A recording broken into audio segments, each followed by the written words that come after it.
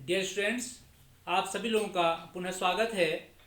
उपभोक्ता के व्यवहार के अंतर्गत हम उपभोक्ता के व्यवहार में कीमत रेखा, उसका मांग और मांग का नियम, मांग फलन, उपयोगिता, सीमांत उपयोगिता, ये सब पढ़ चुके हैं। आज हम उपयोगिता में ही थोड़ा आगे बढ़ रहे हैं। जैसे कि मार्शल के विश्लेषण में हमने देखा था कि उपयोगिताओं को, जो किसी व्यक्ति की जो किसी वस्तु के उपभोग करने से उपयोगिता प्राप्त होती है, उसको मार्शल ने संख्या के रूप में नापा था। लेकिन हिग्स और एलन उपयोगिता को संख्यात्मक रूप में न माप करके एक क्रम के रूप में मापते हैं कि इस संयोग से या इस संयोग में इतनी अधिक उपयोगिता, उसके बाद इसमें उससे अधिक, उसके बाद उसमें उससे अधिक या उससे कम, इस प्रकार से उनको क्रमवाचक दृष्टिकोण में नापते हैं। तो वहां पर हम उदासीनता वक्र या अनधिमान वक्र की परिकल्पना की व्याख्या करेंगे।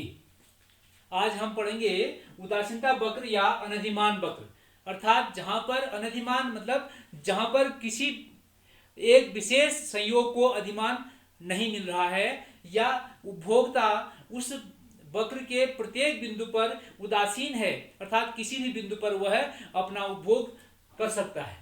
तो इसको हम उदासीनता वक्र के माध्यम से आज समझेंगे। सबसे पहले सारणी देखते हैं। सारणी में विभिन्न संयोग दिए गए हैं, इनको हम विकल्प भी कह सकते हैं संयोगों को। जैसे आपने कीमत रेखा में देखा था कि एक उपभोक्ता अपनी सीमित आय से दो वस्तुओं के जो दिए गए मूल्य हैं, उन मूल्यों पर अपनी आय से जितनी वस्तुओं के विभिन्न संयोगों क्रय कर सकता है, उसको हम कीमत रेखा कहते थे। बजट सेट कहा था, फिर उसको हमने प्लॉट किया तो कीमत रेखा बनी थी। तो उसी प्रकार से यहाँ वही लगभग सारणी है। एक उपभोक्ता के पास अपनी आय से दो वस्तु एक्स और वस्तु वाई की विभिन्न इकाइयों के इतने संयोग हैं, इतने विकल्प हैं जिनको खरीद सकता है। तो जैसे हम देखते हैं, पहला विकल्प है ए विकल्प में वस्तु एक्स की 1 इकाई खरीदी गई है और वस्तु वाई की 20 इकाइयां खरीदी गई है। विकल्प बी में एक्स वस्तु की 2 इकाइयां और एक्स वाई की 15 इकाइयां खरीदी गई हैं। अब देख रहे हैं, और इस प्रकार से सी, डी, ई और एफ विकल्प देखिए। एफ विकल्प में एक्स वस्तु की 6 इकाइयां और वाई वस्तु की 5 इकाइयां खरीदी गई हैं। ये आपकी उदासीनता सारणी कहेंगे, इसको हम कहेंगे उदासीनता सारणी, अर्थात ऐसी सारणी जिसमें उपभोक्ता के विभिन्न संयोगों को प्रदर्शित किया गया है। अब जब हम इस सारणी को ग्राफ में प्रदर्शित करेंगे, उसको हम उदासीनता वक्र कहेंगे। हमने इस सारणी के माध्यम से एक ग्राफ बनाया, एक वक्र बनाया। तो उस वक्र में देखिए 20 इकाइयां संयोग ए है, 20 इकाइयां वाई वस्तु की हैं और 1 इकाई एक्स वस्तु की है संयोग ए में। संयोग बी में देखिए 15 और 2, संयोग सी में 11 और 3। इस प्रकार से ये विभिन्न बिंदु हैं या संयोग हैं या विकल्प हम कह सकते हैं इनको। उपभोक्ता के पास इतने विकल्प हैं अपनी आय को खर्च करके वस्तुओं के उपभोग करने के लिए, जिनसे उसको संतुष्टि अधिकतम प्राप्त हो, और इन सब बिंदुओं से समान संतुष्टि प्राप्त होती है। इसलिए वह इस बिंदु में से ही किसी बिंदु पर उपभोग करना चाहता है।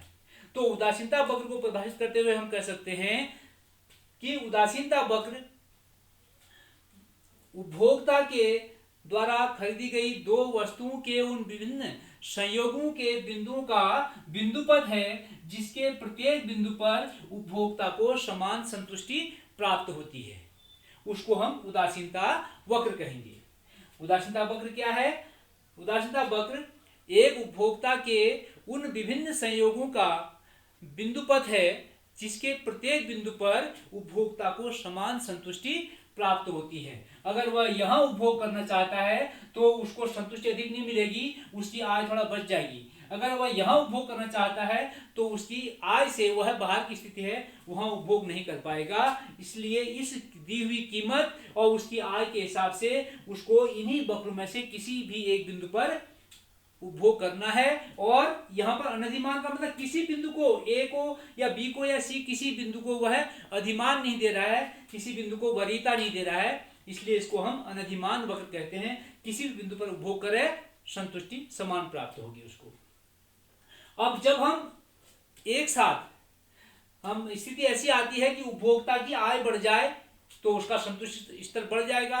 उपभोक्ता या वस्तु की कीमतें घट जाए तब भी उसका संतुष्टि स्तर बढ़ जाएगा, या आय घटने पर या कीमत बढ़ने पर संतुष्टि स्तर नीचे हो जाएगा।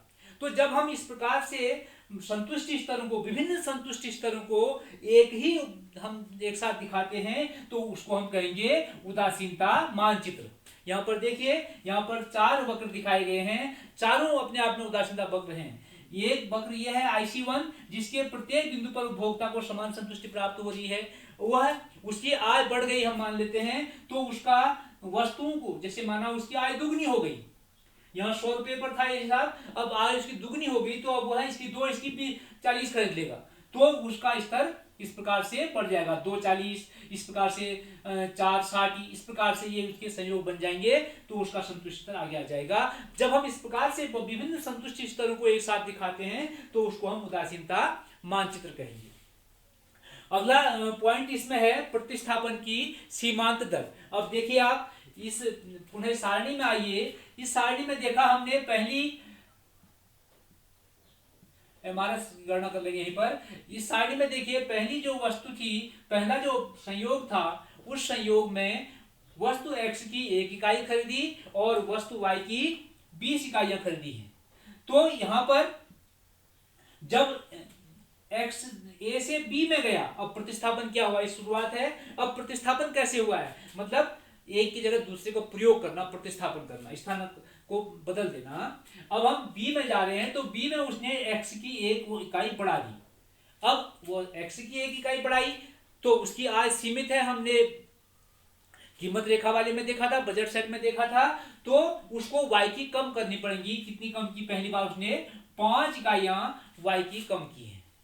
X की 1 इकाई बढ़ाने के लिए Y की 5 इकाइयां कम की हैं। अब यहाँ X की फिर और 1 बढ़ाई उसने, तो Y की यहाँ 4 कम करनी पड़ी। अब देखिए X की 1 इकाई बढ़ाने के लिए Y की 5 इकाई कम करनी पड़ी, तो सूत्र इसका ये है MRS बराबर सीमांत प्रतिस्थापन दर होता है आपका delta Y upon delta X, अर्थात डेल्टा Y कितना है, Y में परिवर्तन कितना हुआ है, 5 का परिवर्तन हुआ है, तो माइनस में ये होगा -5 अपॉन 1, क्योंकि आपका Y में परिवर्तन 5 का हुआ है और X में परिवर्तन 1 का हुआ है, तो ये 5:1 हो गया।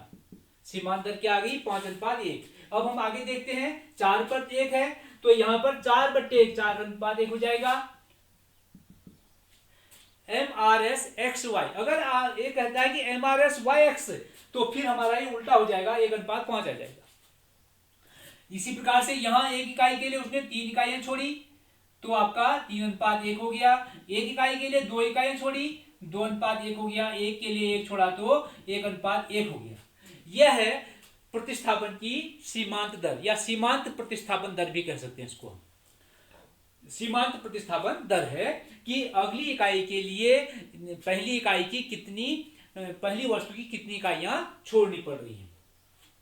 अब इसके में यहाँ पर एक नियम है कि यह जो सीमांत प्रतिस्थापन की दर है वह ह्रासमान होती है, अर्थात घटती हुई होती है। इसका कारण हमने मांग के नियम में पढ़ा था कि जब कीमत बढ़ती है तो उपभोक्ता वस्तु की मांग कम क्यों करता है। एक कारण उसका यह भी था कि उसकी जो सीमांत उपयोगिता है वो घटती रहती है। यहां पर भी देखिए कि उसके पास अभी तक X की 1 थी, Y की 20 थी, X की 1 बढ़ाई तो Y की 5 कम किया, X से कुछ काम उसका उस उपयोगिता बढ़ी उसकी। अब अगली उपयोगिता बढ़ाने से पहले Y की कम उपयोगिता, कम वस्तुओं का वह त्याग करना चाहेगा। तो इसलिए यह नियम यह होता है, जो विवेकशील उपभोक्ता होगा उसका जो यह सीमांत प्रतिस्थापन की दर होगी वह घटती हुई होगी, और उसी को हम कहते हैं ह्रासमान सीमांत प्रतिस्थापन की दर। अब थोड़ा सा हम इनके जो विशेषताएं हैं उदासीनता वक्रों की, उनकी ओर जाते हैं। उदासीनता वक्रों की विशेषताएं, सबसे पहला, उदासीनता वक्र का ढाल ऋणात्मक होता है। आपने देखा था मांग का जो नियम था, तो मांग वक्र का ढाल भी ऋणात्मक, अर्थात बाएं से दाएं नीचे गिरता हुआ इस प्रकार से था।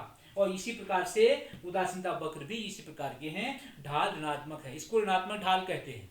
अगर ये मैंने आपको बताया जब मांग के नियम का अपवाद था वहां पर ढाल धनात्मक जा रहा था, इस प्रकार से देखा था हमने, ये ढाल ऐसे जा रहा था, ये अपवाद था, इसको धनात्मक ढाल कहेंगे। यहाँ पर क्या है, ये ढाल धनात्मक है, उदासीनता वक्र का ढाल क्या होता है, ऋणात्मक होता है। क्यों होता है, क्योंकि यह जो प्रतिस्थापन की सीमांतर घटती हुई होती है, इसीलिए उसका ढाल ऋणात्मक होता है।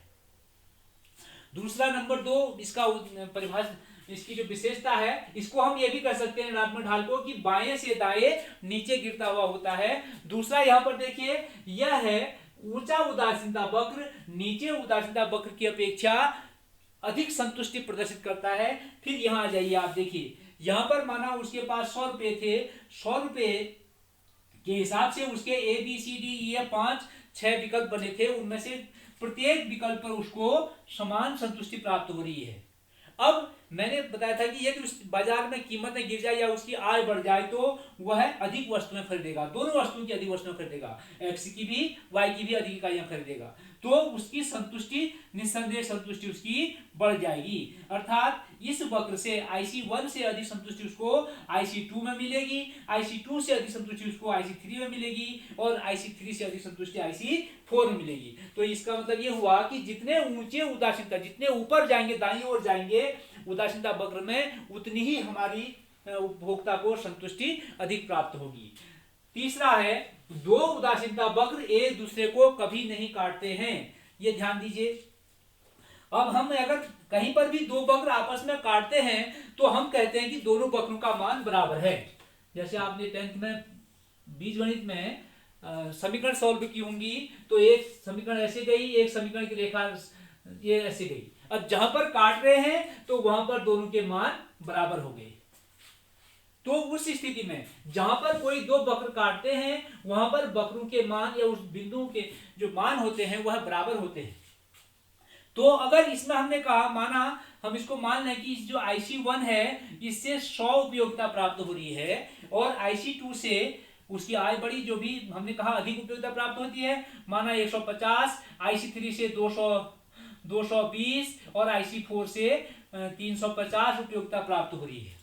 इस प्रकार से उपयोगिताएं प्राप्त हो रही हैं। अगर ये दो वक्र किसी को काटते हैं, IC1 ने IC2 को काट दिया, तो यहाँ पर IC2 की 150 होनी थी, IC1 की 100 होनी थी, तो यहाँ पर दोनों की ही क्या हो गई, बराबर हो गई।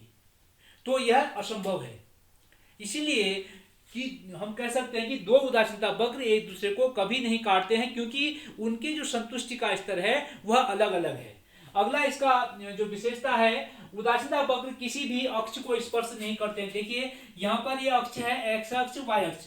अगर हम इस उदासीनता वक्र को इस अक्ष से स्पर्श कर रहे, यहां से ले इस प्रकार से, इसका मतलब हुआ कि इस स्थिति में, इसका मतलब अगर ध्यान दीजिए, हम दिख रहा था अभी, ये आ गया, अगर उदासीनता वक्र इस वाई अक्ष को स्पर्श कर ले, ये हमारा वक्र आ रहा है नया, इसको एक बार मिटा दें, मानचित्र की आवश्यकता नहीं है।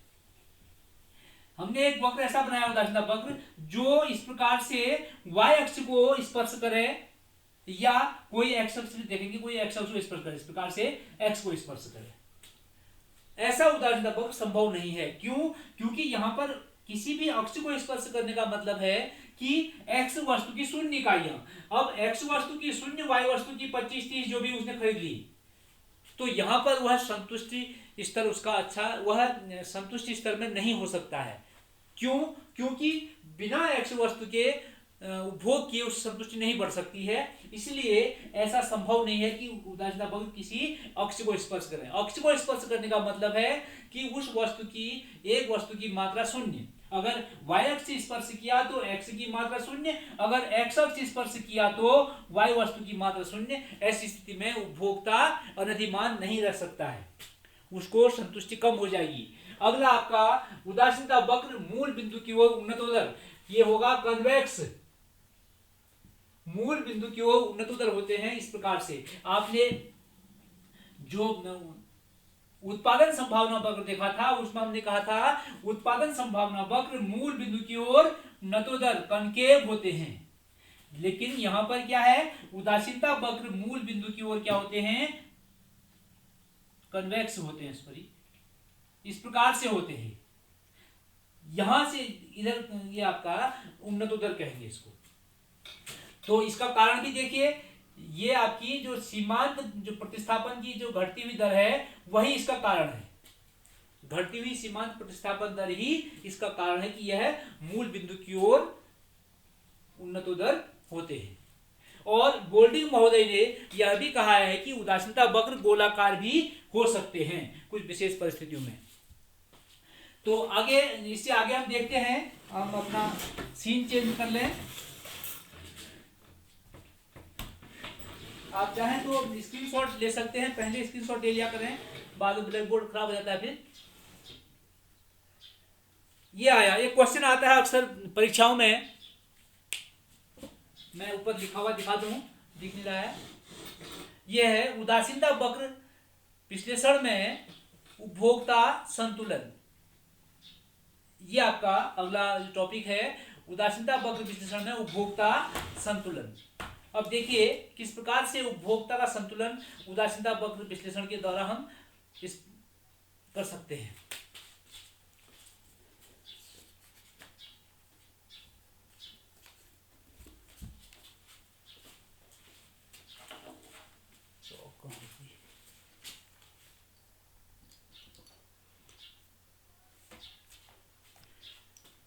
देखिए, एक उपभोक्ता का संतुलन, कोई भी उपभोक्ता संतुलन में कब हो सकता है, उसकी शर्तें देखिए आप। वो जो उसके पास सीमित आय है, उपभोक्ता के पास आय सीमित है, अपनी सीमित आय से वह वस्तु की दी गई, वस्तु या सेवा जो भी हो, उसकी दी गई जो इकाइयां खरीदता है, उस इकाइयों को खरीद करके अधिकतम संतुष्टि प्राप्त करे। फिर ध्यान दें, उपभोक्ता संतुलन में कब होगा, जब वह अपनी सीमित आय से, जो उसके पास आय है, और जो वस्तुओं की और सेवाओं की जो कीमतें दी गई हैं, उन कीमतों पर उन वस्तुओं और सेवाओं का क्रय करता है, जिससे कि उसकी अधिकतम संतुष्टि प्राप्त होती है। और साथ में वह कीमत रेखा पर, क्योंकि उसका जो खरीदने का जो क्राइटेरिया है वह उसकी बजट सेट है, बजट सेट को जब कीमत रेखा में दिखाएंगे तो कीमत रेखा के साथ अब क्या करेगा, उसकी आय सीमित है, सीमित आय से बाजार में जा रहा है, वस्तु और जो सेवा खरीदनी है उसकी कीमत देख रहा है, कीमत देख के अधिकतम संतुष्टि का अपना पैमाना तय कर रहा है कि मुझे कौन सी वस्तु उससे अधिक संतुष्टि मिल सकती है। और उसके बाद जब वह क्रय करता है, तो जब उसका कीमत रेखा के साथ ऊंचे से ऊंचे उदासीनता वक्र, कीमत रेखा के साथ जब वह ऊंचे से सबसे अधिक ऊंचे, क्योंकि जितना ऊंचा उदासीनता वक्र होगा, जितना दाईं ओर ऊंचा उदासीनता वक्र होगा, उतनी अधिक संतुष्टि प्राप्त होगी। तो जब ऊंचे से ऊंचे उदासीनता वक्र की ओर जाएगा तो उसको हम कहेंगे उपभोक्ता संतुलन में है। उपभोक्ता संतुलन में कब होगा, जब उसको अधिकतम संतुष्टि प्राप्त होगी। वो संतुष्टि प्राप्त करने का साधन क्या है, जो सीमित साधन है और जिन वस्तुओं और सेवाओं का उसने उपभोग करना है उनकी कीमत दी गई है, और उस अपनी साधन आय से, सीमित आय से और उन वस्तु कीमतों से कीमत रेखा की उसकी लिमिट है, वह कीमत रेखा उसकी लिमिट है, उससे बाहर नहीं जा सकता है वो। और उस कीमत रेखा पर भी ऊंचे से ऊंचे उदासीनता वक्र पर जब वह उपभोग करेगा, तब हम कहेंगे उपभोक्ता किसमें है, संतुलन में है। तो उपभोक्ता के संतुलन की दो शर्तें हैं यहाँ पर। सबसे पहली शर्त है कि उदासीनता वक्र कीमत रेखा को स्पर्श करें। जो उदासीनता वक्र हैं वह कीमत रेखा को स्पर्श करना चाहिए उनको। तो उसके लिए देखिए, ये कीमत रेखा थी हमारी, यहाँ पर ये कीमत रेखा है ये वाली, और एक उदासीनता वक्र यहां से जाकर के IC1 इस प्रकार जा रहा है, तो ये आपका IC1 नहीं है। IC1 इसका संतुष्टि अधिकतम संतुष्टि प्राप्त नहीं करेगा, क्योंकि वह इसको काटते हुए जा रहा है, स्पर्श नहीं कर रहा है। अभी हम देखेंगे आगे काटते हुए जाने पर क्या स्थिति होगी। दूसरा IC2 है, यह E बिंदु पर इसको स्पर्श करते आगे बढ़ रहा है, इस प्रकार से IC2 यह इसका संतुष्टि स्तर होगा, संतुलन में होगा। यहाँ पर क्यों नहीं होगा, क्योंकि वह कीमत रेखा के नीचे है। कीमत रेखा के नीचे का मतलब उसके पास कुछ पैसा बच जा रहा है और वस्तु सेवाओं का उपभोग पूरा नहीं कर पा रहा है, संतुष्टि पूरी नहीं होगी। और यहाँ पर संतुलन में क्यों नहीं हो सकता, क्योंकि क्योंकि यहाँ पर उसके पास उतनी आय ही नहीं है, कीमत रेखा से बाहर चला गया है, उसकी इनकम से बाहर की स्थिति है, वह क्रय नहीं कर सकता है। जब हम कीमत रेखा पढ़े तब भी देखा था, यह आपका अंदर का बिंदु था जो संतुष्टि नहीं, पूर्ण संतुष्टि नहीं दिखाता था, और जो अप्राप्त बिंदु था, हम बाहर का जी बिंदु अप्राप्त कहते थे, वो वाला बिंदु है। तो इस बिंदु को, इस वक्र को प्राप्त नहीं कर सकता है, इस वक्र में उसके पास पैसा बच जा रहा है, उस संतुष्टि उसको अधिकतम नहीं हो रही है, इसलिए इस IC2 पर उसका संतुलन होगा। पहली बात, उदासीनता वक्र कीमत रेखा को स्पर्श करें। अब यहाँ पर, यहाँ भी देखिए एक प्रकार से काट रहा है, इस प्रकार 2 जगह काट सकता है, यहाँ पर क्यों संतुष्ट नहीं है, जबकि कीमत रेखा भी है और IC वक्र भी है। तो इसको हम आगे स्पष्ट करते हैं। स्थायी संतुलन के लिए ध्यान दीजिए, अब स्थायी संतुलन के लिए उदासीनता वक्र का ढाल ऋणात्मक होना चाहिए। यहां पर ढाल ऋणात्मक नहीं है, ये भाग ऊपर को जा रहा है अभी, ठीक है। यहां पर देखिए, ये आपका उदासीनता वक्र एक है, इस प्रकार से यहां से ऐसे घुमा, यहां स्पर्श करते हुए इस प्रकार से यहां चला गया IC1, तो के बिंदु पर ढाल ऋणात्मक नहीं है, ऊपर उठता हुआ चल रहा है। और जो बिंदु IC2 है, इस बिंदु पर ढाल ऋणात्मक है, इसका स्पर्श करते जा रहा है, इसलिए यह संतुलन का बिंदु होगा, संतुलन का वक्र होगा। तो इस प्रकार से उदासीनता वक्र विश्लेषण में हम उपभोक्ता के संतुलन की व्याख्या किस प्रकार करेंगे कि हम देखेंगे पहले उपभोक्ता का संतुलन कब है, कब होता है, अर्थात उपभोक्ता संतुलन में कब होता है, जब वह सीमित आय से वस्तु और सेवाओं की जो कीमतें दी गई हैं, उन वस्तु और सेवाओं की कीमतों से उनका जो क्रय करता है, क्रय करने पर ऐसे संयोग का चयन करता है जिससे उसको अधिकतम संतुष्टि प्राप्त होती है, तो हम कहेंगे उपभोक्ता संतुलन में है, क्योंकि उसको अधिकतम संतुष्टि प्राप्त हो रही है। 2 शर्तें हैं, पहली जो उदासीनता वक्र है कीमत रेखा को स्पर्श करे, दूसरी स्थायी संतुलन के लिए जो उदासीनता वक्र है वह उसका ढाल ऋणात्मक होना चाहिए, अर्थात इस प्रकार का ढाल बाएं से दाएं नीचे गिरता हुआ होना चाहिए। यह नीचे गिरता हुआ नहीं है, सीधे ऊपर को बढ़ रहा है, इसलिए यहाँ पर संतुलन में नहीं है। और यहाँ पर इस बिंदु पर संतुलन इसलिए था क्योंकि ऊपर बढ़ता हुआ है और यहाँ इस बिंदु पर नीचे गिरता हुआ है। तो आशा है कि आप लोगों की समझ में यह उदासीनता वक्र भली प्रकार आ गया होगा। और आपको यह भी एक सूचना देनी है कि ये जो पहली किताब है सूक्ष्म अर्थशास्त्र, उसकी पहला जो चैप्टर है वह खत्म हो गया, दूसरा चैप्टर भी ये खत्म हो गया है। अब हम कल से जो अगला वीडियो हमारा होगा वह हम उसमें पढ़ेंगे जो समष्टि अर्थशास्त्र है, मैक्रो इकोनॉमिक्स में पढ़ेंगे। उसमें सबसे पहले जो उसका परिचय है किस प्रकार से, हम तो जो अगला वीडियो मैक्रो का पढ़ेंगे। और 2 चैप्टर आपके पूरे हो चुके हैं माइक्रो में, सूक्ष्म अर्थशास्त्र में, या व्यष्टि अर्थशास्त्र हम कहते हैं जो किताब का नाम है आपका। इन 2 चैप्टर को आप अपनी नोटबुक में पूरे सभी उत्तरों के साथ, और जो मैं PDF भेज रहा हूँ उस PDF के साथ नोट कर लेंगे। और जो दूसरी किताब होगी उसकी दूसरी कॉपी बनेगी, वो भी ध्यान दीजिए आप लोग, ठीक है। Thank you.